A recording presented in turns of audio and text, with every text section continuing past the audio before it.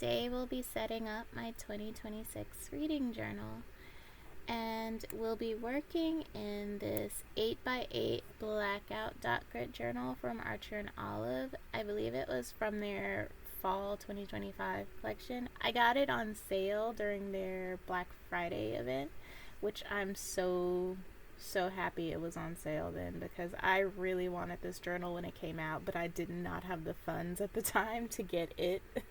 So here we are. And because it's a blackout journal, it kind of presented a new challenge for me compared to the normal white dot grid page, and that was what will and won't show up. So I watched a lot of videos of people doing blackout journals, and a lot of the commonalities I saw were gel pens, of course, and a lot of paint markers and acrylographs and things like that. And I don't have any acrylographs, but I have acrylic paint markers, I have gel pens, so we can do some things.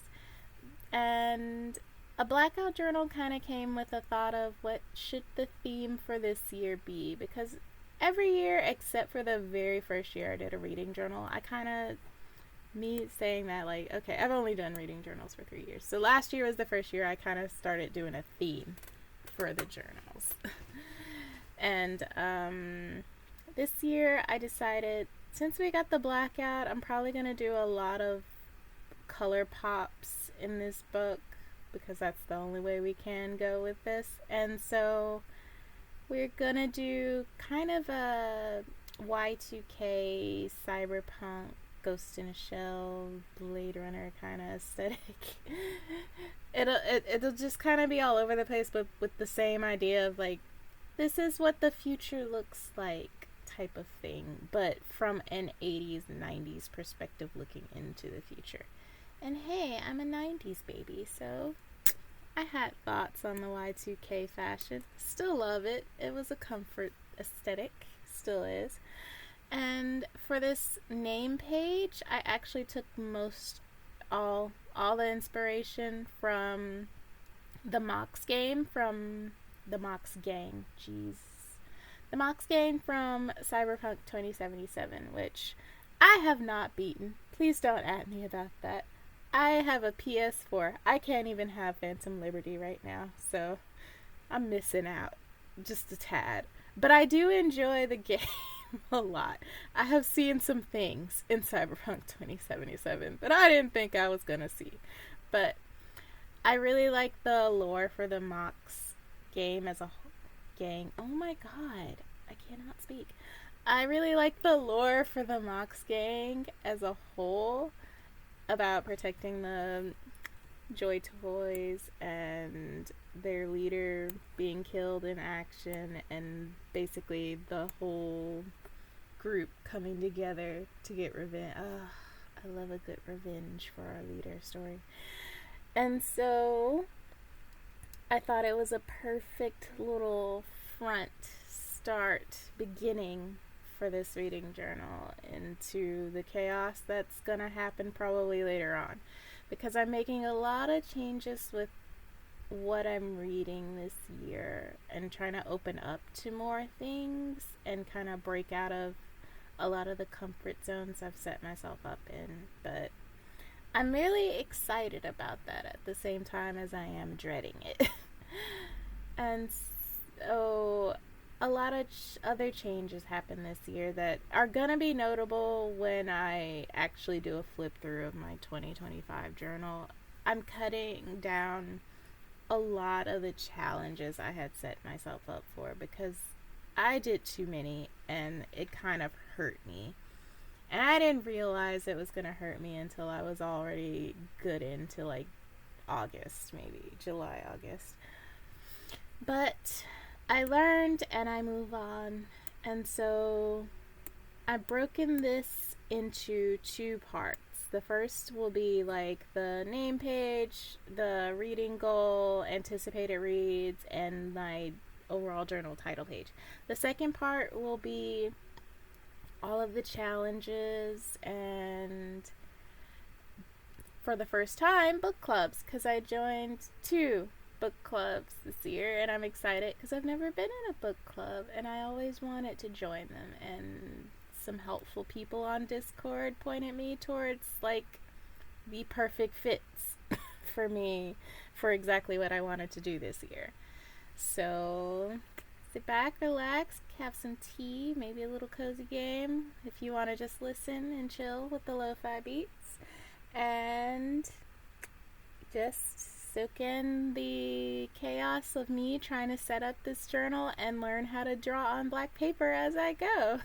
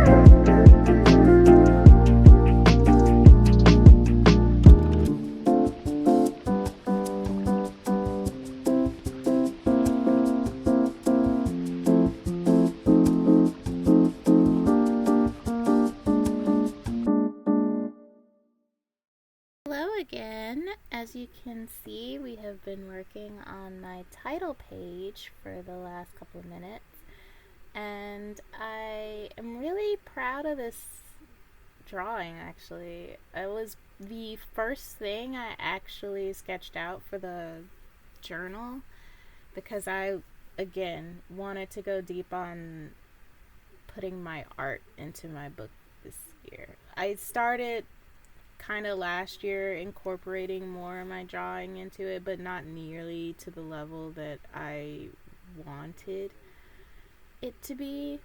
But I think this year I think I can get a good mix. So a lot of the inspiration came from Ghost in a Shell, but also just like the Y2K big back TV fashion aesthetic sort of thing, just to show, okay, you saw the cyberpunk, now we got all the other influences coming in here. I didn't think I could sneak a Blade Runner reference in here just yet, but I was really excited when I finished the page. It didn't have a lot of color, which I think was for the best, but hopefully you all like the end result just the way I do.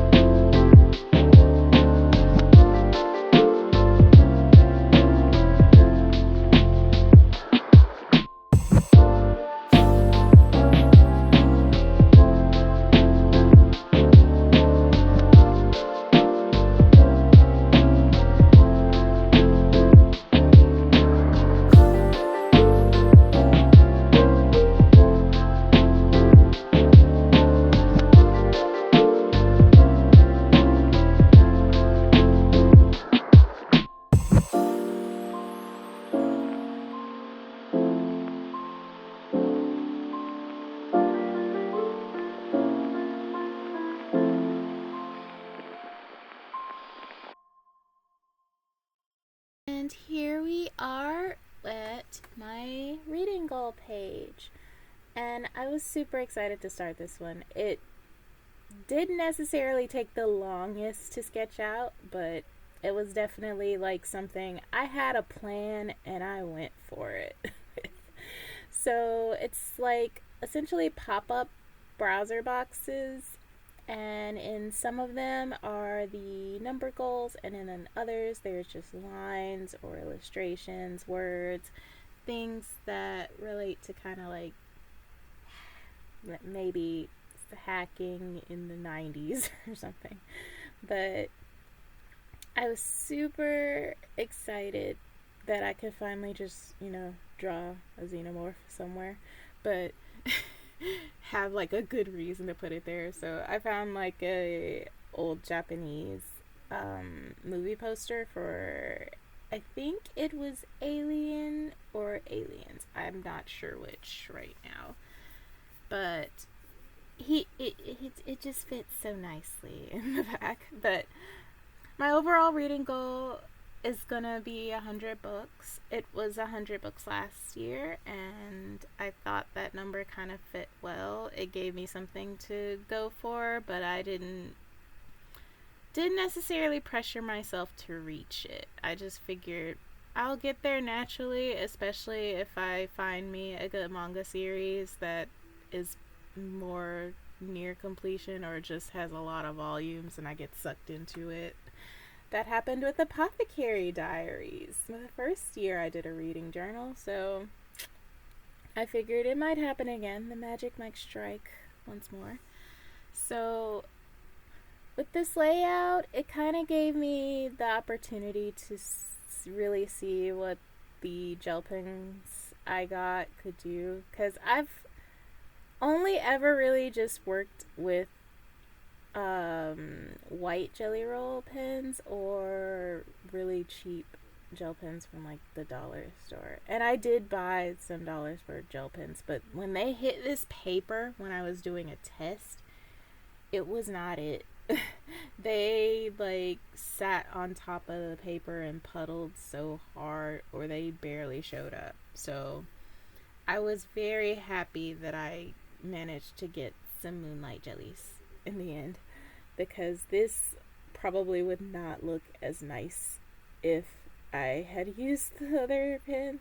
They work fine on other paper, but it just did not work with the Arch and Olive notebook. And you know what? It's fine. I like the jelly rolls for this particular project. And I think the only thing I struggled with is actually not even like the drawing or the aligning or anything like that. It's just I had the thought mid like sketch, oh my god, if I line all this with gel pen, how am I gonna fill in so I know how many books I've read? And I actually went and asked one of the book club channels. I was like, do y'all think that like Prismacolor would work? Because I have been using Prismacolors in the book to do like highlights for acrylic paint pens, but I didn't think maybe it'd work, maybe it won't, but they said that it would, and I'm gonna trust it, because I mean it does show up. It's just gotta be specific colors. And I had a lot of fun doing this page, so please enjoy me setting up.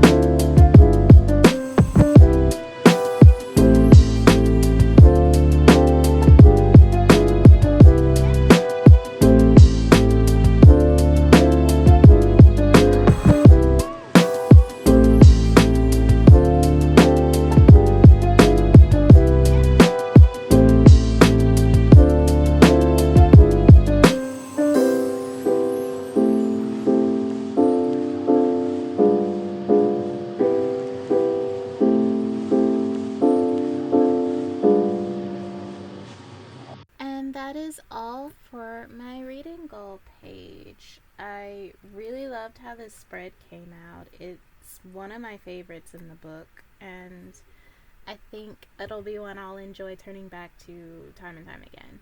So now we move on to anticipated reads. For this, I started with a drawing outside of the page because I originally didn't know what I was going to use it for. I just knew I wanted to have like this android lady with wires being stuck into her head and neck, sort of like transferring knowledge and stuff. And honestly, I love how that turns out in the end, but because of how big I drew everything, I had to cut like 30 books down to 20 something. But that's okay. I know they're still there. And hopefully the tentative dates that I've written down that they have currently for the release date stay that way, but I know it's subject to change. They can always change. But for the most part of my anticipated releases, I am most excited for Mocha from Monica Kim and The Secret World of Briarwares from Sydney Pham, because I've been following their YouTube channel for like a while and I love their commentary so much. And when I heard talking about the book, I just was like, that is me. It is me. Oh my god, that was me. Teenage and COVID me. But it just hit hard. And the book looks beautiful. Oh my god, it looks beautiful. So I can't wait until that releases this summer. And then there's a few others like Greedy by Kelly Kazumi and You Should Have Been Nicer to My Mom, because I'm going to talk about it more when I do my 2025 reading journal flip through, but I have words about new horror coming out. And it's all good. It's all good. And I hope that you share some of your anticipated releases in the comments, because I would love to add to my TBR. It's big. It's big enough, but you know what? It could be bigger. I hate myself like that. It could be bigger.